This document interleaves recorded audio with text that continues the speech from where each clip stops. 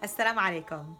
It's nice to see you again as we continue to journey into an understanding of how we can bring the divine names of Allah subhanahu wa ta'ala into our daily lives to improve our relationships with our spouses and with our children. The name that we're going to discuss today is Alkhaliq. The meaning of Alkhaliq is the creator, or the most perfect creator.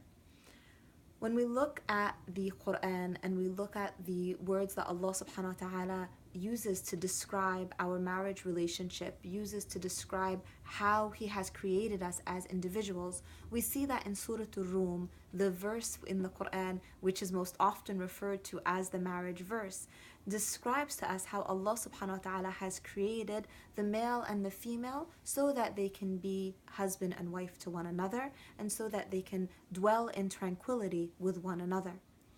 But when we look at Allah subhanahu wa ta'ala as Al-Khaliq, it also applies to us on an individual level in understanding that Allah subhanahu wa ta'ala in His wisdom as Al-Khaliq has created us in the most perfect form that He can create one in. He has created us perfectly, despite the fact that we may look at ourselves sometimes and see our flaws.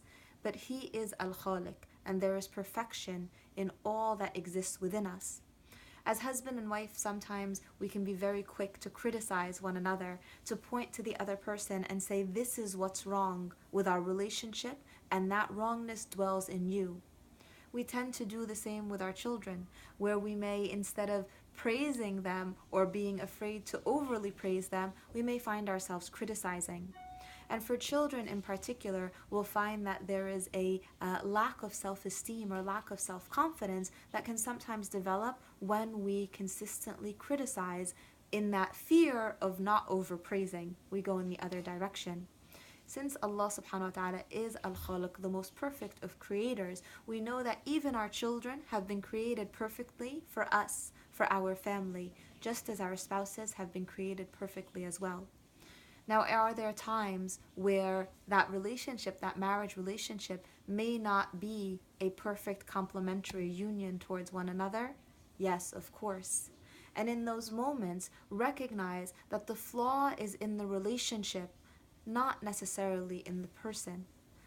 Allah subhanahu wa ta'ala has created us to continually strive towards improving, to be better and better.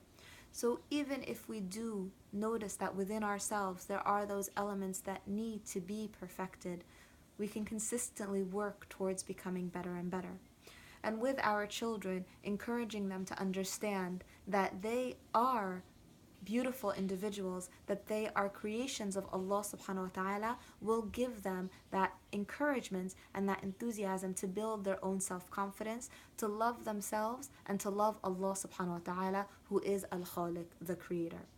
So I pray that Allah subhanahu wa ta'ala blesses our families, our homes, and our children. I pray that Al-Khaliq continues to grace us with the beauty of consistently striving to be better and better and better. Jazakumullahu khair, and I look forward to seeing you again tomorrow as we continue to discuss the names of Allah subhanahu wa ta'ala.